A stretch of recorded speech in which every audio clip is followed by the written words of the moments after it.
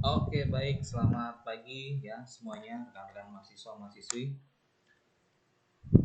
Hari ini kita masuk ke pertemuan yang ke-6 ya. Jadi di dalam pertemuan ini kita akan membahas materi kita mengenai manajemen hubungan pelanggan ya.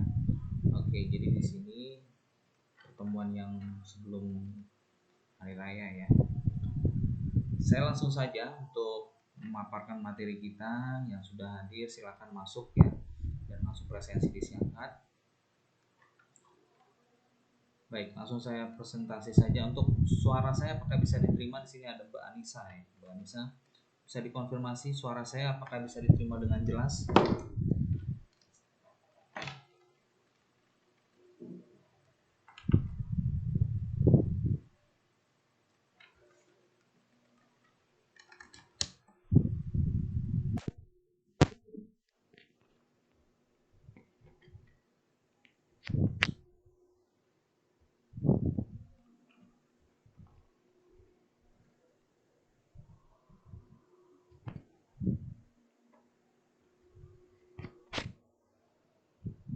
Bisa diterima dengan jelas, Mbak Anissa, suara saya?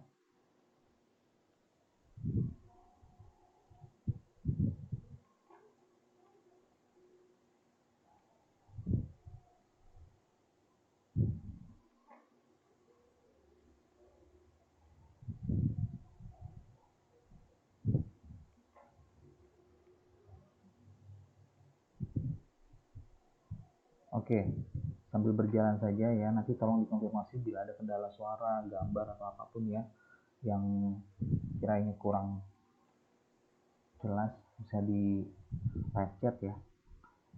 Oke, saya langsung share materi kita hari ini membahas mengenai CRM ya. Ini adalah kelanjutan dari materi minggu kemarin mengenai Enterprise Resource Planning ya. Jadi di dalam digital pemasaran ya, tujuannya adalah satu, bagaimana kita bisa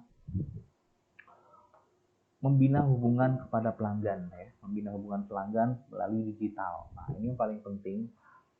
Gimana caranya kita bisa membina hubungan pada pelanggan dengan media digital pemasaran? Tentunya ini sangat penting buat kita ketahui ya. Kenapa begitu penting? Sekarang semua kebutuhan itu harus serba cepat, ya. Harus fleksibel dan tentunya akurat ya. Maka pelaku usaha dituntut yang namanya bagaimana mereka bisa survive ya, bisa tetap sustainable ya, bisa tetap berjalan, berlangsung gitu ya, dengan tetap membina hubungan pelanggan.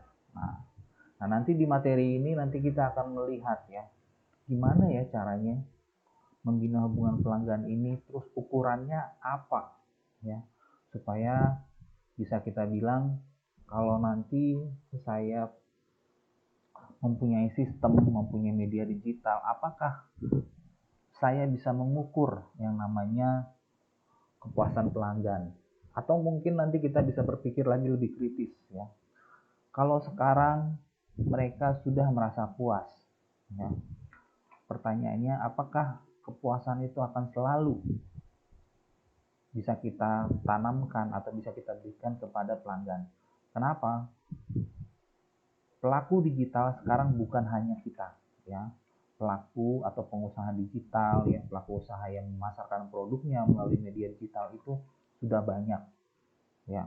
Seberapa besar pengaruh digital pemasaran ini? Tentunya bisa mempengaruhi pelanggan. Nah, ini nanti yang akan kita pelajari. Pertanyaan-pertanyaan itulah nanti yang akan penting kita bahas, gimana ya strateginya, kemudian caranya bagaimana, kelebihannya bagaimana ya, kemudian solusinya apa yang harus kita berikan, terus bentuk-bentuk strateginya apa yang perlu kita lakukan ya. Jadi itulah yang perlu kita kritisi untuk hari ini, bagaimana kita akan membina hubungan kepada pelanggan itu dengan media digital pemasaran. Oke, untuk sebelum saya lanjut, apakah suara dan gambar saya bisa diterima dengan jelas? Saya khawatir nanti di tengah perjalanan suara saya tidak sempurna atau bagaimana. Saya tolong dikonfirmasi ya.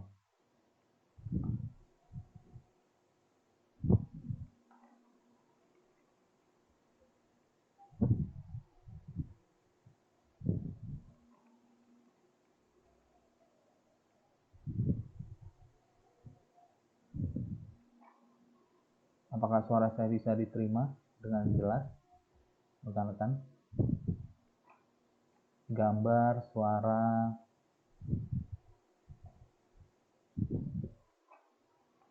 Oke, baik ya. Saya lanjut saja.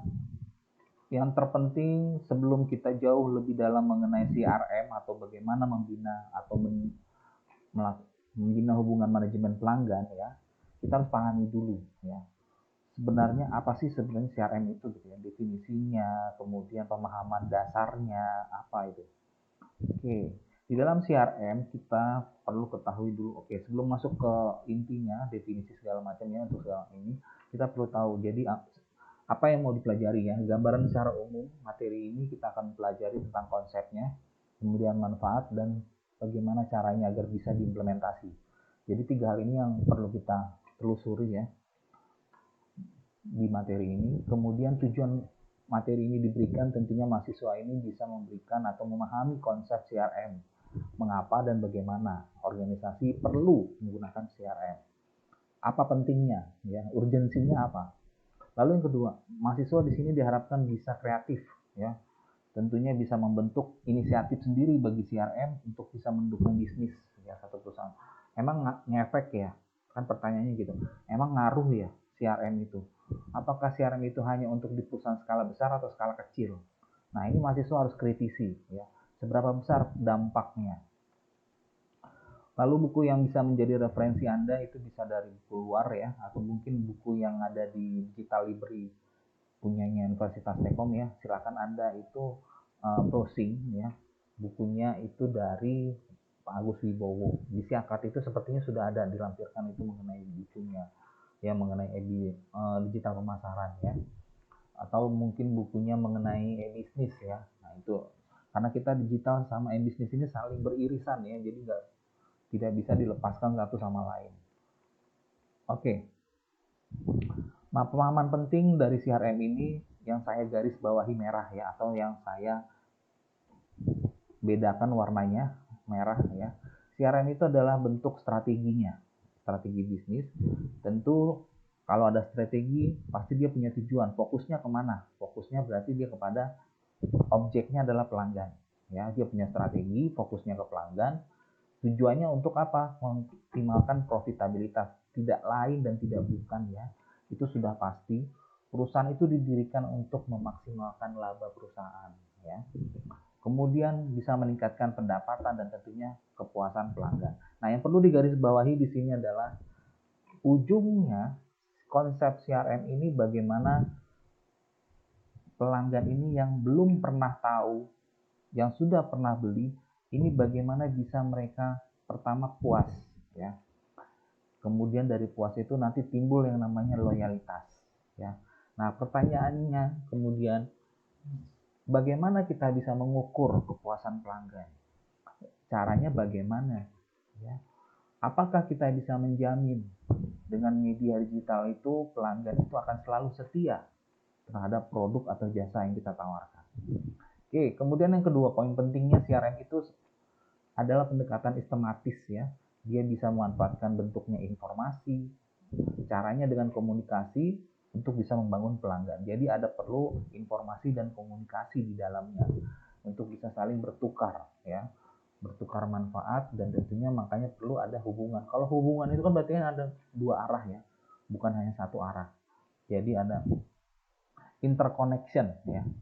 Oke, jadi itu yang paling penting. Lalu CRM juga bersifatnya strateginya komprehensif ya. Kalau komprehensif itu berarti menyeluruh ya. Kemudian dia butuh yang namanya setiap proses, ada butuh proses di dalamnya. Caranya gimana?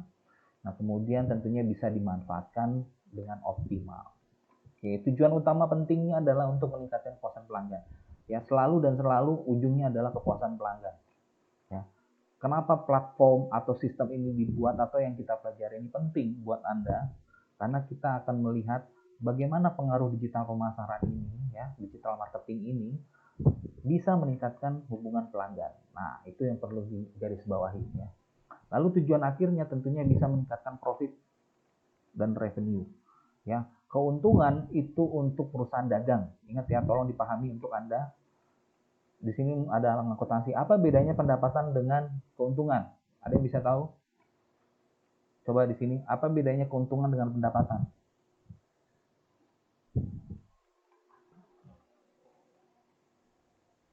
Coba ada yang bisa ngasih pendapat nggak dari rekan-rekan di sini? Anda kan sudah banyak belajar mengenai bisnis ya. Dulu pengantar ilmu ekonomi dan bisnis dengan saya. Apa bedanya keuntungan dengan pendapatan? Silakan dijawab. Nanti sambil saya catat yang sudah menjawab.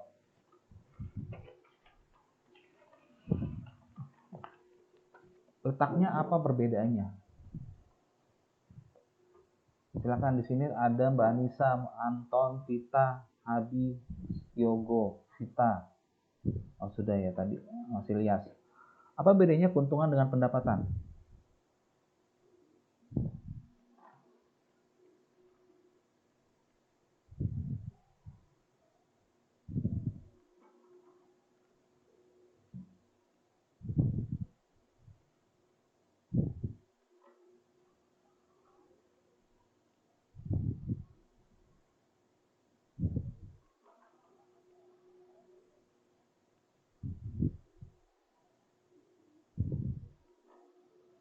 Anda bisa ngasih pendapat?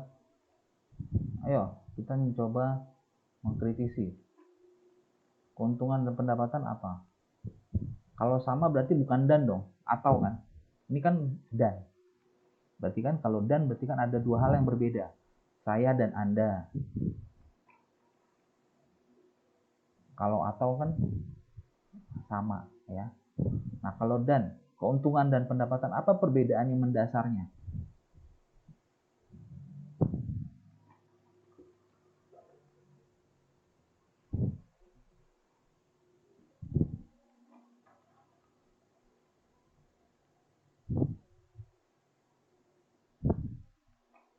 Silakan coba dijawab. Bisa ditulis di live chat.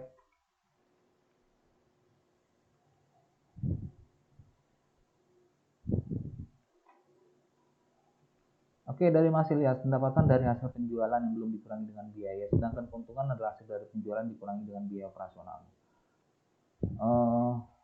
Ya, oke, secara garis besar itu, tetapi ada lagi yang lebih penting, ya. Apa perbedaan keuntungan dan pendapatan? Intinya sama-sama positif ya. Tetapi apa yang paling membedakan? Yang secara aplikatif apa yang membedakan? Kalau di sini yang pernah belajar akuntansi, ya, apa perbedaan perusahaan jasa dengan perusahaan dagang?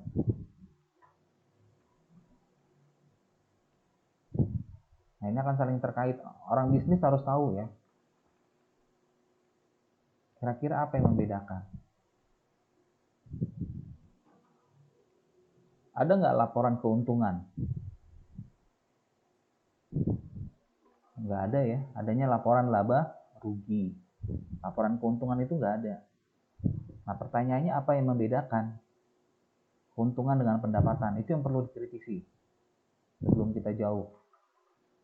Oke, yang lain dari selain Mas Ilyas, tetap saya catat ya namanya. Silakan.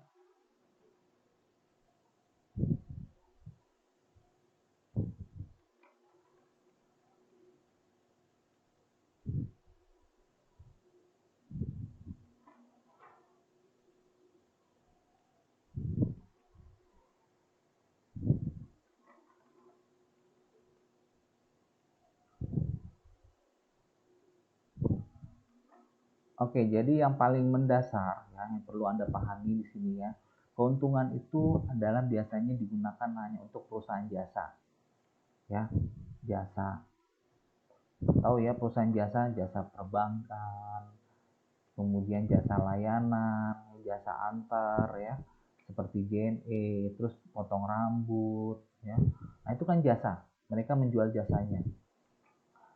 Nah, itu mereka menyebutnya bukan sebagai pendapatan ya, tetapi sebagai keuntungan. Kenapa keuntungan? Karena di sana ada pendapatan dikurangi ya dengan biaya. Itu kalau perusahaan jasa. Pendapatan dikurangi biaya, langsung dapat yang namanya keuntungan. Selesai. Dia tidak perlu menghitung yang namanya harga pokok produksi. Ya. Di situ dia tidak ada proses bahan baku. Ya, tidak ada bahan baku yang harus dibeli. Terus kemudian nggak ada biaya prosesnya, nggak ada persediaan akhir. Nah, maka dia disebut sebagai keuntungan. Nah, perbedaannya dengan perusahaan dagang ya atau perusahaan manufaktur, dia butuh yang namanya harga pokok produksi. Menghitung harga pokok produksi, kita memerlukan yang namanya direct material atau biaya bahan baku, biaya tenaga kerja, ya, kemudian ada biaya lain-lain. Nah, di dalam perusahaan dagang dia butuh itu, ya. Kalau perusahaan jasa nggak perlu, dia bisa lakukan itu sendiri, dapatnya sendiri, biayanya juga dilakukan sendiri. Nah, tetapi kalau perusahaan dagang, perusahaan manufaktur, dia harus mengeluarkan yang namanya biaya operasional atau disebut dengan harga pokok produksi. Ya, operasional itu ada di dalam harga pokok produksi, maka disebutlah pendapatan dikurangi dengan biaya-biaya harga pokok produksi itu, hasilnya disebut dengan pendapatan. Makanya pendapatan itu ada yang namanya pendapatan bersih, ya. Ada disebut dengan laba kotor, ya. Nggak ada keuntungan kotor, keuntungan bersih nggak ada. Ya, kalau di dalam ilmu akuntansi tidak ada yang namanya keuntungan. Tetapi kalau jasa ada, ya, perusahaan jasa, ya. Mereka menyebutnya sebut dengan revenue, ya, atau disebut dengan keuntungan, ya. Kalau pendapatan itu disebut dengan bahasa Inggrisnya income, ya. Pendapatan bersih, net income, ya. Kemudian ada lagi yang namanya net loss, ya, pendapatan atau kerugian bersih. Nah, itu ya, tolong dipahami untuk Anda perbedaan keuntungan dan pendapatan. Oke, saya lanjut.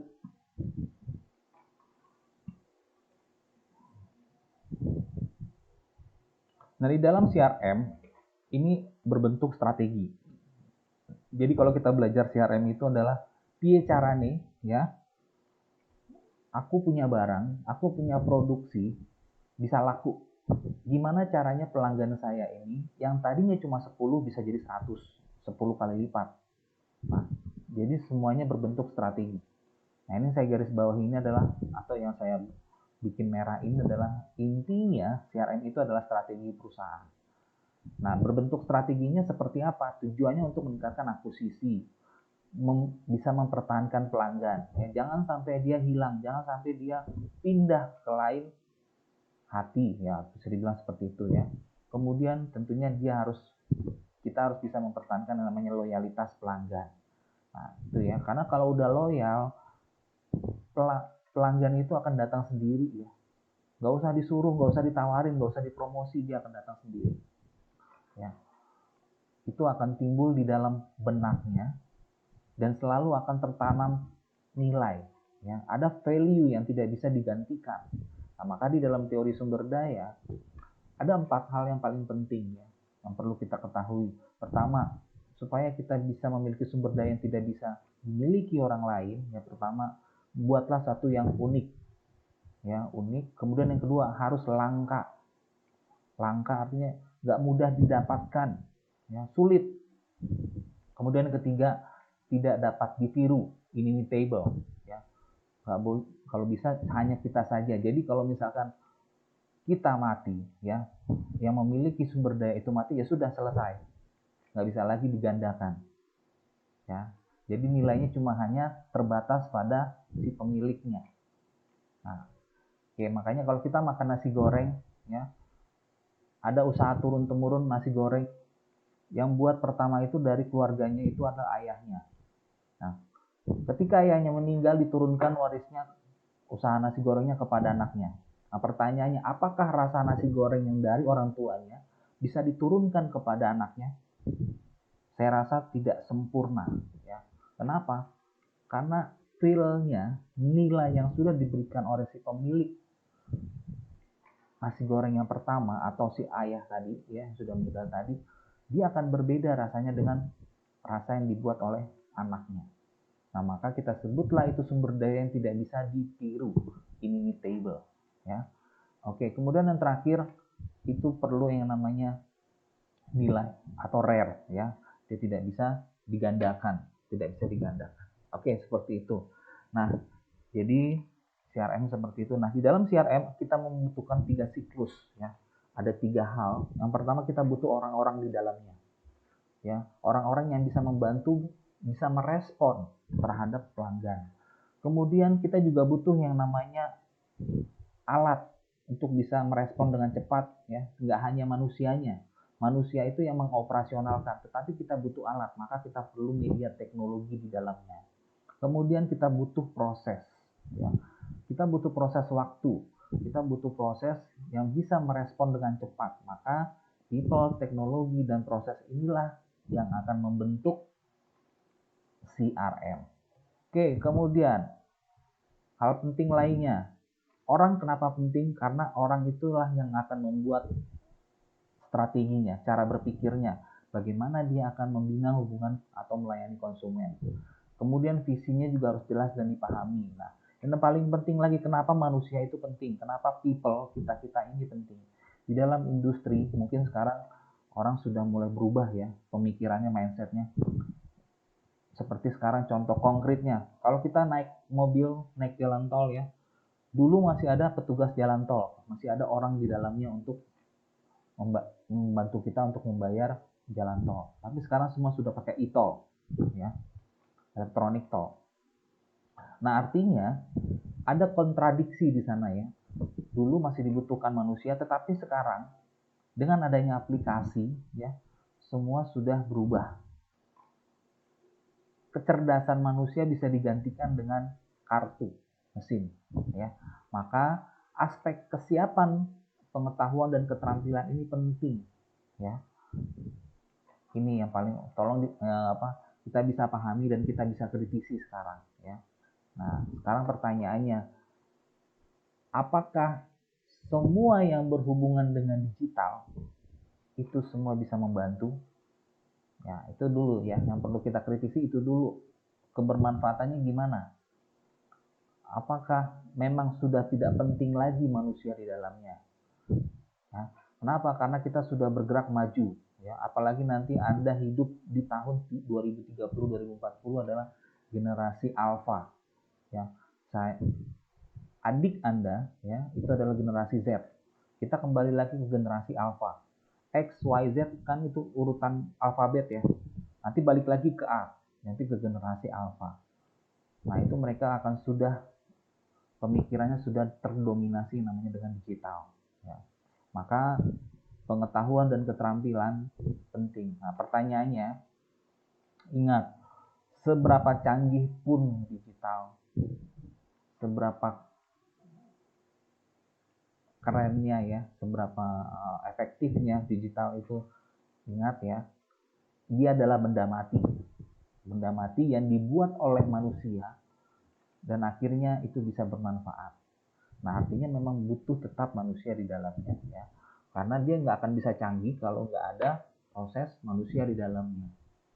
Robot itu nggak bisa jalan kalau nggak ada algoritma di dalamnya. Oke ya, jadi itu manusia penting atau orang, kemudian proses dan prosedur. Perusahaan perlu mendefinisikan secara jelas target marketnya, apa yang perlu dibidik, ya, terus prosedur perusahaannya bagaimana. Nah, terus bagaimana bisa menghubungkan antara kepuasan pelanggan dengan kinerja karyawan. Nah, pertanyaan saya yang kedua, menurut Anda, seberapa penting atau apa sih hubungannya antara kepuasan pelanggan dan kinerja karyawan? Tolong di live chat.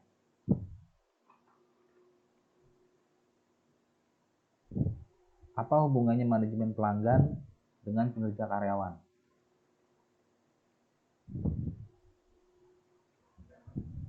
Apa hubungannya manajemen pelanggan dengan kinerja karyawan?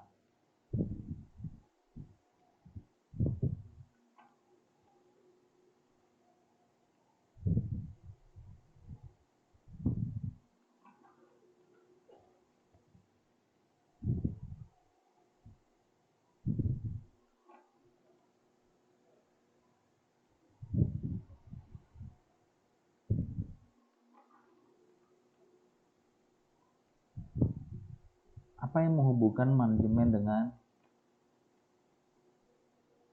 menurut Anda, apa yang menghubungkan kepuasan pelanggan dengan kinerja karyawan? Kira-kira korelasinya di mana ya?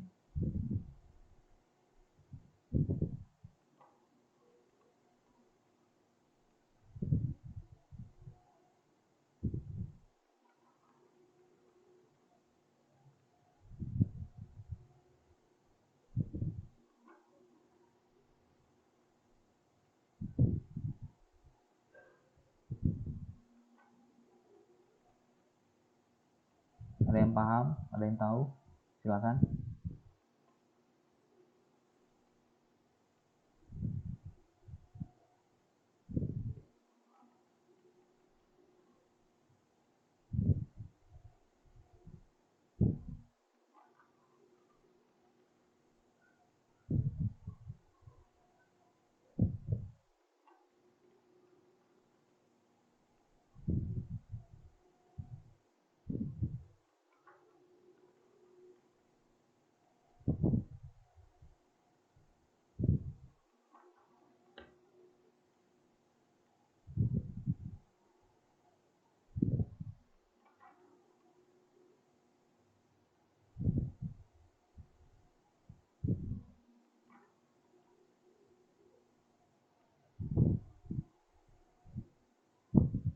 Oke, ya. Seharusnya Anda bisa menjawab ya. Kalau kinerja karyawan saya baik, terampil, cekatan, sempurna, ya, kira-kira pelanggan saya akan semakin banyak atau akan cepat puas, ya, atau mereka akan memberikan yang namanya penilaian yang baik atau penilaian yang buruk. Menurut Anda bagaimana?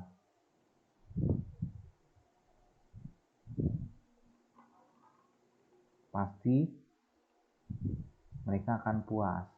Kenapa? Karena hasilnya, karena karyawan kita itu dia memberikan yang namanya kualitas, ya, yang baik. Nah, maka di sini ada hubungannya, ya. Kalau karyawan saya cekatan, pinter, ya, pasti pelanggan dia akan merasa puas, ya. Nah, ya, kinerja karyawan itu seperti apa, ya? Itu yang harus kita supaya baik kinerja karyawan itu seperti apa, kan itu yang harus kita cari, ya. Kata sifatnya apa? Ya berarti kan di situ perlu terampil, responsif, proaktif, ya, inovatif, ya. Nah, maka kalau karyawan saya inovatif, kalau karyawan saya terampil, kalau karyawan saya responsif, maka pelanggan akan merasa puas, pelanggan akan merasa dihargai. Nah, itu maka ada hubungannya. Ya, jadi itu akan sangat berkorelasi ya. Maka di sini dibilang gimana caranya proses dan prosedur itu bisa mempengaruhi ya. Nah, jadi penting ya, nggak cuma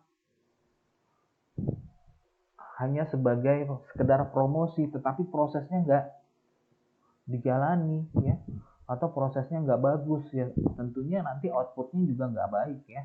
Nah, maka itu penting proses dan prosedurnya. Oke, saya kembali lagi.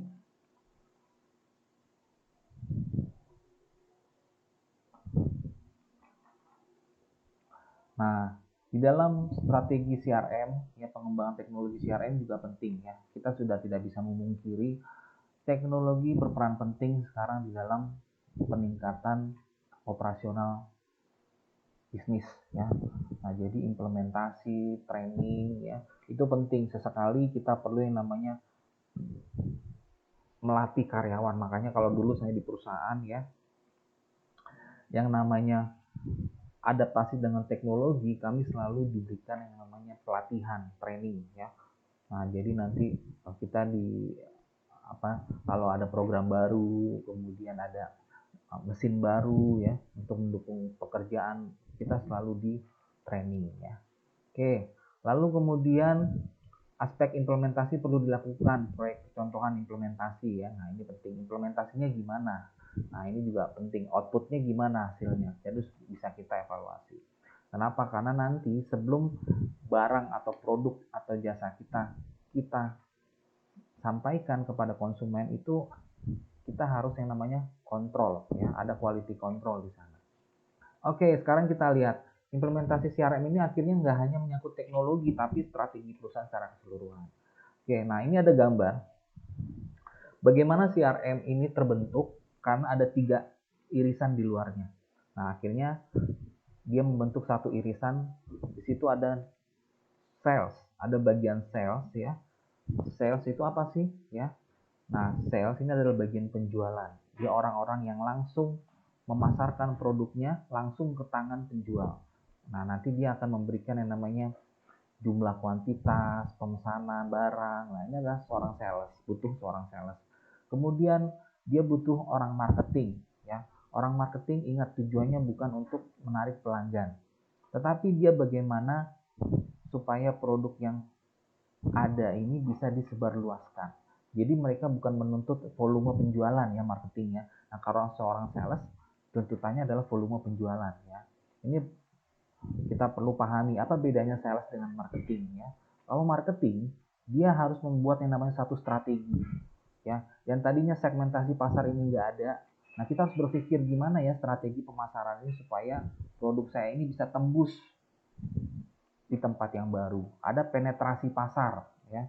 Ada manuver pasar. Nah, ini yang paling penting. Oke, di sini saya punya buku ya, buku manajemen pemasaran. Silakan nanti jika Anda mau membutuhkan ya, saya baru membuat buku ya, buku manajemen pemasaran.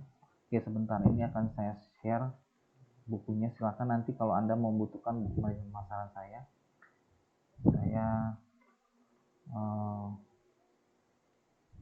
ini ya, saya jual sebenarnya ini untuk apa namanya membantu mahasiswa kalau mereka butuh namanya pemahaman mengenai pemasaran ya. Oke, sebentar saya share sedikit ya.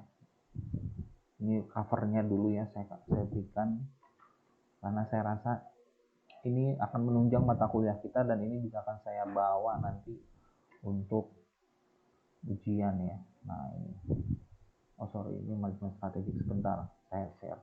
Ini buku saya ada 2, saya punya 2 buku ya, manajemen pemasaran dengan manajemen strategik. Sebentar saya share dulu ya di sini supaya Anda bisa melihatnya.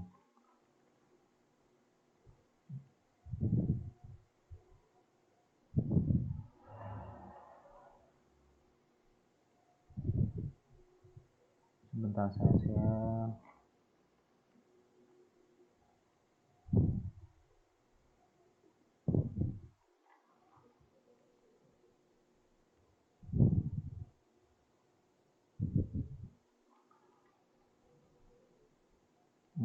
Bukan.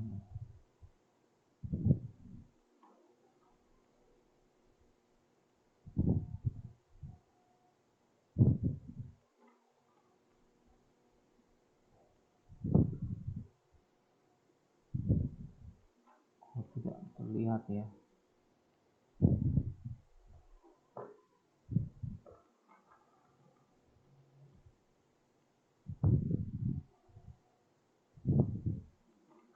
Sebentar ini bukunya mana ya? Oh, tidak bisa terlihat di sini.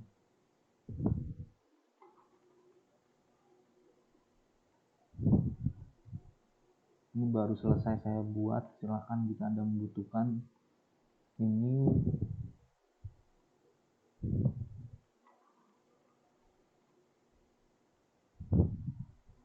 sebentar ini. Atau saya tambahkan di sini saja ya. Sebentar saya tampilkan di sini saja.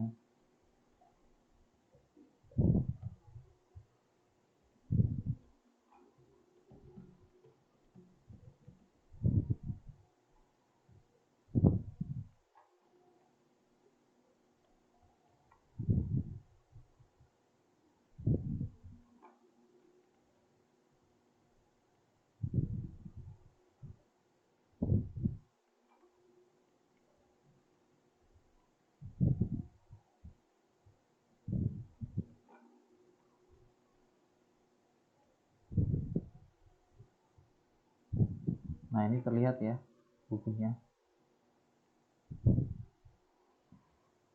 Ini buku saya. Apakah terlihat oleh Anda bukunya? Coba di komen.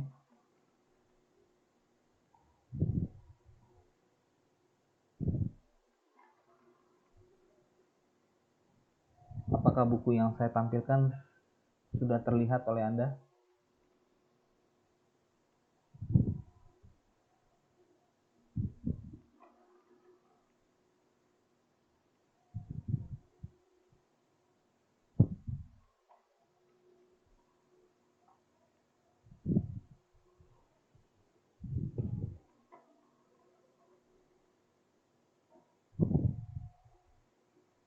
Ya, di buku ini ada sekitar 12 bab ya mengenai pemasaran. Ya. Nah, ini nanti akan saya ambil beberapa pertanyaan-pertanyaan untuk ujian nanti ya. Nah, ini bisa menunjang pemahaman Anda tentang pemasaran ya. Apakah terlihat di sini?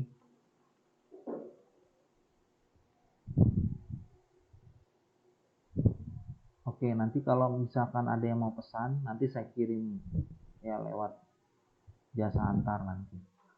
Ya, silakan. Itu saja yang saya infokan.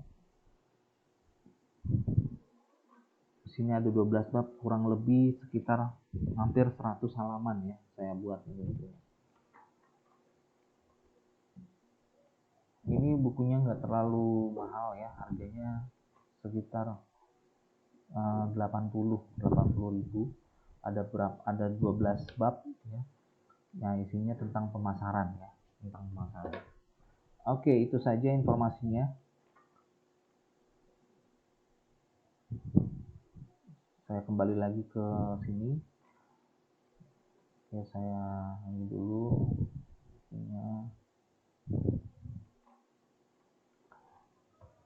Oke, balik lagi ke sini.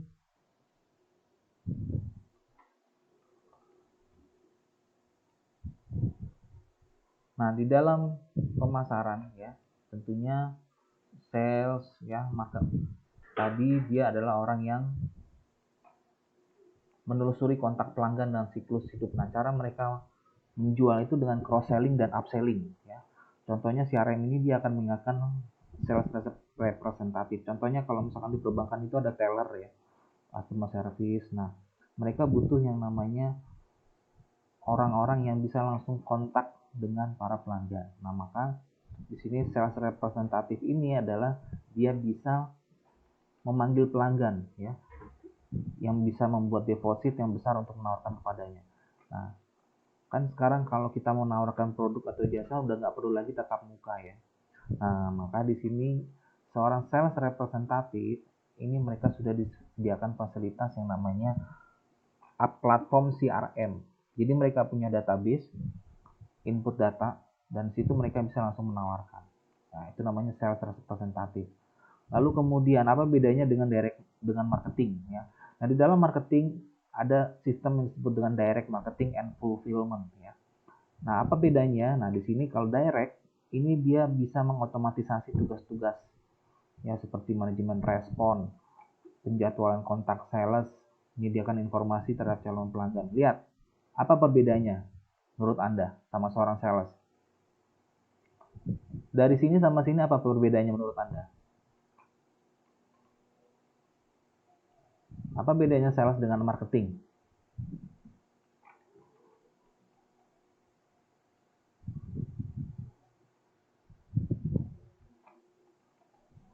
Apa bedanya menurut Anda?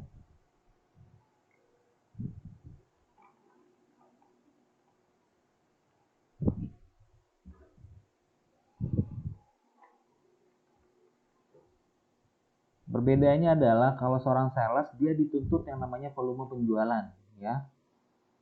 Nah, tetapi marketing tidak ada kata volume penjualan ya. Di sini dia butuh hanya lihat itu hanya untuk manajemen respon, penjadwalan kontak sales, menyediakan informasi terhadap calon pelanggan dan pelanggan. Nah, itulah bagian marketing ya. Dia nggak perlu yang namanya kamu harus target bulan ini 10 unit ya. Marketing bukan itu. Tetapi dia lebih ke strateginya ya. Caranya gimana saya punya sales saya ini berhasil menjual produk yang saya tawarkan. Nah, itu marketing. Beda sama sales ya. Tolong dipahami. Ini dua konsep yang berbeda. Nah, kemudian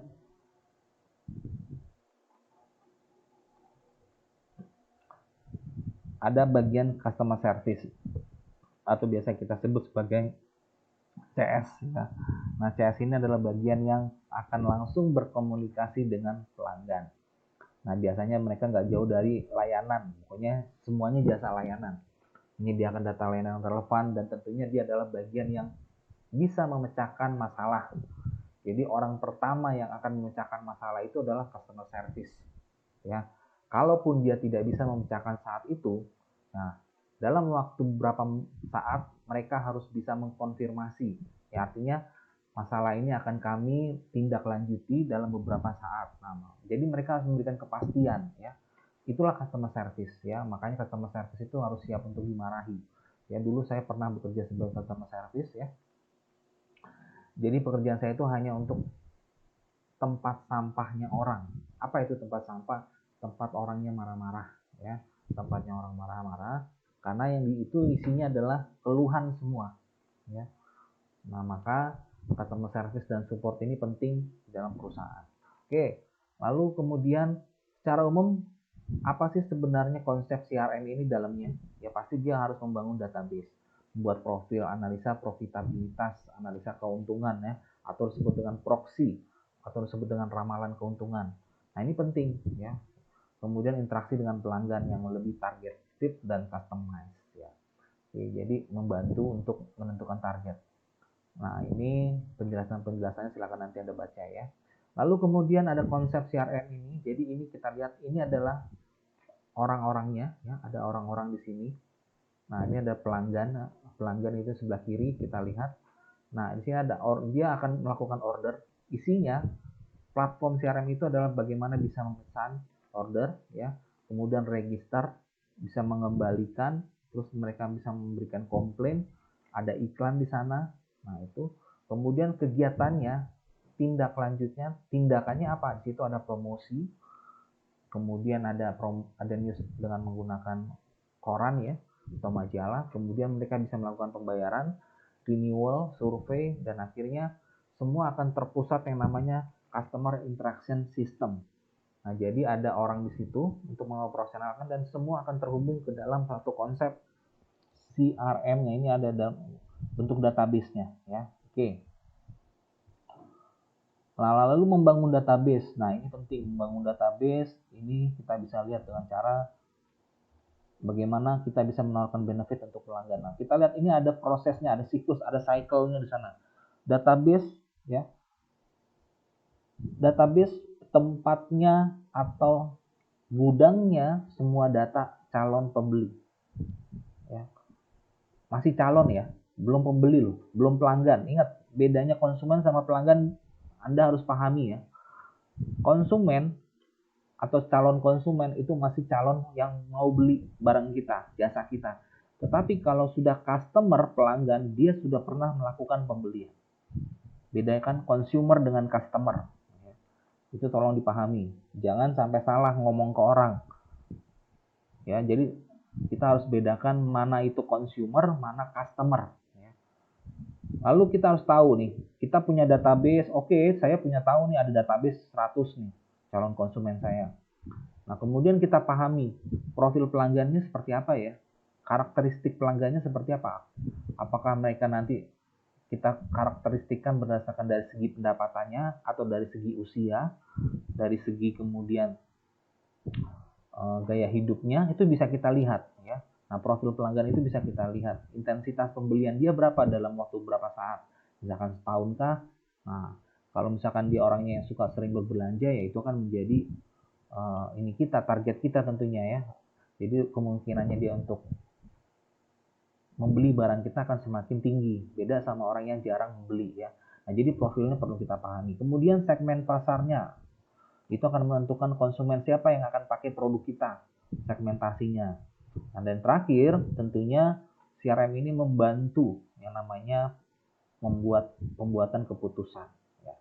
Karena kita sudah tahu nih, kita sudah melakukan analisa tadi dengan profilnya, segmen konsumen. Nah, akhirnya kita bisa, oke, semua saya sudah tahu dan akhirnya saya memutuskan untuk menjual produk ini. Nah, itu ya, itu artinya ada decision, keputusan. Lalu yang terpenting lagi membuat profil. Nah, ini Anda bisa baca saja ya, ini sudah saya jelaskan tadi secara lisan ya. Membuat profil ini dengan dua parameter usage dan uses. Nah, nanti Anda baca. Sini saya langsung ke poin-poinnya saja. Analisis profitabilitas dari setiap pelanggan. Nah, kita perlu penting nih buat yang namanya kira-kira kalau misalkan kita dalam setahun punya target sekian.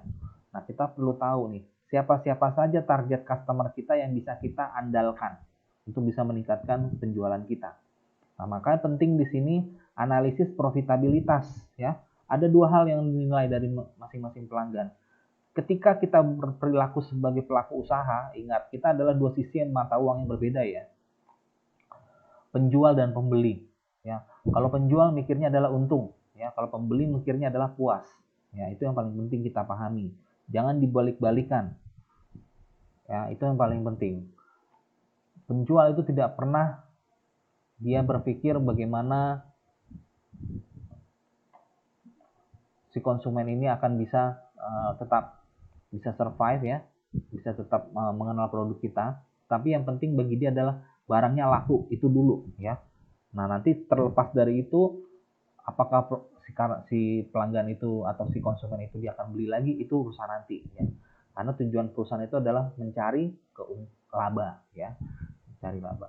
Oke, jadi dari dua hal ini perlu dipahami dari pelanggan itu dari sisi penerimaan dan biaya. Ya, ada revenue dan cost ya. Ini profitabilitas, untung nggak ya saya kalau misalkan jual ini. Nah, ini itu perlu dipahami berapa penerimaannya, berapa biayanya. Oke, aspek revenue nanti Anda sudah baca saja sini ya, panjang kali, nanti bisa Anda. Nah, kemudian yang terakhir ini interaksi dengan pelanggan lebih target dan customize. Pastikan Anda punya seorang atau beberapa pembeli yang memiliki target. Jadi ini apa? Prospek ya, prospek pelanggan. Nah, kan kita bisa memprospek ya. Oh, nih bakal prospek nih pelanggan ini nih. Dari mana kita bisa katakan itu prospeknya? Mungkin dari segi pendapatannya. Kemudian kita bisa tahu dari segi frekuensi pembeliannya. Nah, itu akan menjadi target kita. Kita akan bisa melakukan target dan customize. Oke ya, itu nanti Anda penjelasannya bisa Anda baca lagi. Nah, yang terakhir ya, ini masih banyak. Saya rasa tidak bisa saya berikan semuanya karena cukup panjang ininya PPT-nya. Saya berharap Anda baca ya. Tapi yang terpenting dari sini, manfaat CRM ini apa? Ya, kita perlu tahu manfaatnya apa. Satu, untuk peningkatan pendapatan. Ingat, ketika kita membuat suatu sistem, harapannya adalah membantu yang tadinya manual menjadi tersistem. Kedua, yang tadinya saya rugi harus bisa untung. Kan tujuannya itu dulu. Ya, maka perlu peningkatan pendapatan. Dengan aplikasi ini kita menawarkan caranya PI. Ya, berarti kita dengan menggunakan website, platform, ya. Nah, itulah CRM itu adalah berbentuk platform, ya. Nah, makanya di dalam digital pemasaran itu di dalamnya adalah e-bisnis, ya. Gimana ya caranya memasarkan produk saya ini? Maka saya perlu yang namanya media website. Oke, CRM ini membantu perusahaan untuk mengembangkan produk baru ya, yang lengkap tentang keinginan pelanggan, dinamika pasar dan pesaing. Oke, itu. Nah, fakta yang menjadi alasan mengapa perusahaan memerlukan CRM, ini ya, fakta yang terjadi di lapangan ya. Tolong dilihat yang di garis bawahi. Karena perusahaan itu butuh biaya 6 kali lebih besar untuk menjual satu produk. Apalagi kalau dia perusahaan baru yang belum pernah dikenal ya, dia butuh 6 kali lebih besar untuk menjual satu produk ya. Itu bedanya kalau yang nggak pakai CRM sama nggak CRM. Nah, kemudian pelanggan yang tidak puas atau pelayanan yang diberikan oleh perusahaan akan menceritakan pengalamannya kepada 8 dari 10 orang yang ditemuinya ya. Dia pasti akan secara otomatis, kalau kita pakai CRM, dia pasti akan mulutnya akan bercerita kepada orang lain. Saya tadi habis beli barang loh online, puas banget, hasilnya keren, sesuai pesanan. Nah, itu minimal kalau dia tidak terlisan pasti dia akan secara tulisan. Makanya di dalam CRM atau di dalam platform online ya, ada kolom namanya apa? Yang tahu? Tempat komentar ulasan. Itu disebut dengan testimoni. Kolom ulasan itu kita sebut dengan testimoni ya. Oke. Ya, jadi ini bentuknya. Nah, representatif vendor CRM itu seperti ini. Ini bentuk aplikatif dari CRM ya. Anda perlu ketahui ini bentuknya. Nah, di sini kita bisa tahu nih namanya siapa ya, terus emailnya gimana apa, terus dia butuh apa. Semua akan terekam, ada jejak digitalnya. Kapan dia transaksi, terus dia beli apa aja. Nah, ini adalah bentuk-bentuk platformnya, ada SAP CRM, Salesforce.com ya, Siebel System, PeopleSoft juga CRM. Nah, ini adalah aplikasi yang menurut saya tidak murah ya. Ya, kenapa? Karena mereka yang sudah membuat CRM ya, atau yang perusahaan yang sudah menggunakan CRM ini biasanya memang perusahaan yang besar ya. Yang pelanggannya sudah skala besar, artinya pengusaha ini atau pelaku usaha ini juga sudah mengekspansi kemana-mana ya. Dia butuh mengkoordinir siapa saja sih pembeli-pembeli mereka ya. Nah, jadi butuh yang namanya aplikasi CRM ya. Nah, ini meningkatkan nilai. Oke, nah pengaruh keuntungannya bisa sampai 5% retention rate, yang bisa meningkatkan keuntungan 5 sampai 5%. Kemudian pertanyaan berikutnya, siapa pelanggan setia? Ya. Nah, pelanggan setia itu tingkah lakunya menunjukkan komitmen ya. Dia harus punya biasanya kalau kita menilai pelanggan itu setia, dia harus punya komitmen. Dia membeli hanya dari satu supplier meskipun sebenarnya ada pilihan-pilihan lain. Dia akan setia walaupun banyak supplier, dia akan tetap memilih satu supplier. Ya, artinya gitu. Nah, kita ini kan konsumen ya. Kita konsumen. Pilihannya kan gampang toh. Siapa yang murah, siapa yang cepat, saya akan pilih dia. Kan gitu ya. Nah, pertanyaannya bagaimana bisa mengukur kesetiaan kita? Kalau kita sebagai konsumen atau kita sebagai produsen, kita punya usaha nih. Wah, ada kompetitor nih. Ada pesaing nih. Itu akan ancaman kan buat kita. Anxiety kan. Ada kecemasan. Wah, jangan-jangan pelanggan saya nanti direbut nih sama dia. Nah, makanya di sini kita bisa melihat seperti apa sih pelanggan yang setia. Dia biasanya hanya satu supplier. Terus membeli dari supplier tertentu lebih banyak dan terus meningkat ya. Artinya dia udah setia, dia akan terus melakukan pembelian itu dengan meningkat ya. Jadi cuma beli satu, beli dua, tiga dan seterusnya. Menyumbangkan saran-saran untuk kemajuan. Nah, makanya di dalam ilmu manajemen ya, ada yang namanya satu teori service dominant logic ya.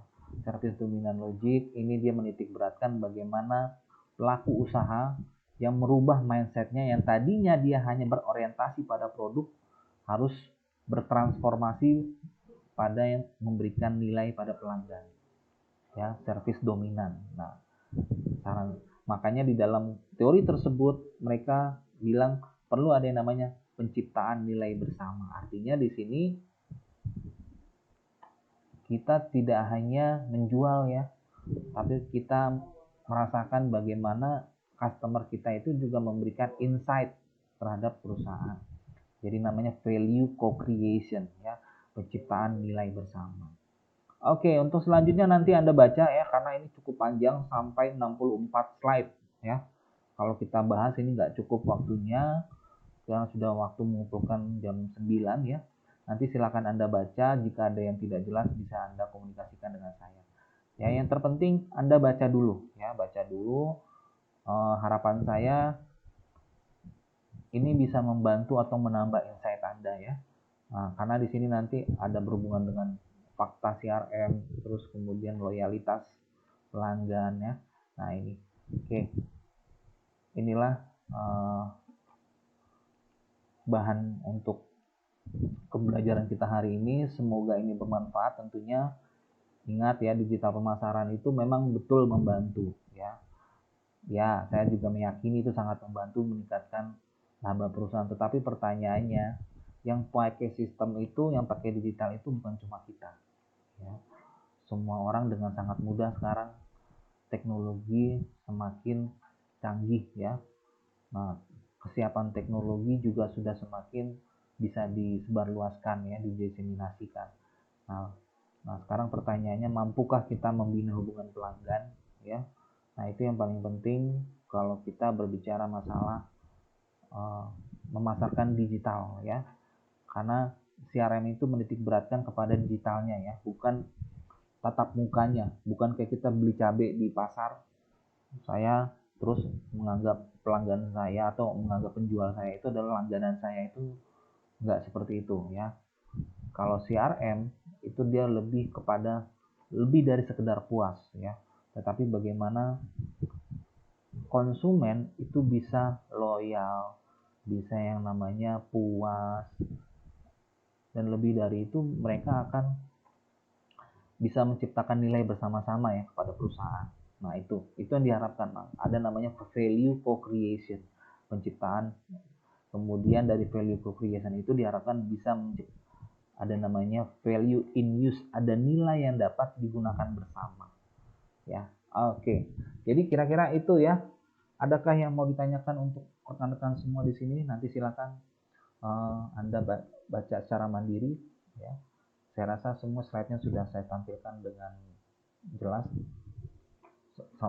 Itu sampai 64 halaman ya. Oke, silakan jika ada yang mau ditanyakan, saya berikan waktu.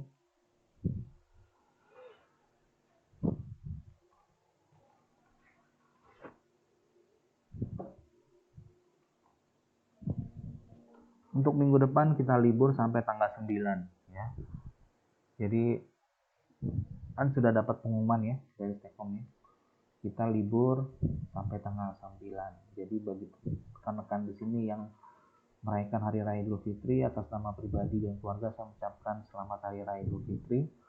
Semoga Anda semuanya bisa kembali lagi ini ya, dengan kehidupan yang baru ya, harapan yang baru, dan semua kembali fitrah ya untuk kita. Baik, jika tidak ada lagi, saya rasa cukup sampai di sini ya.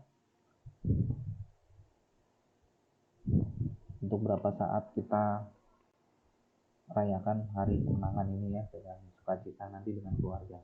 Oke, baik. Wassalamualaikum, salam sejahtera untuk kita semua. Sampai ketemu lagi setelah hari raya. Terima kasih.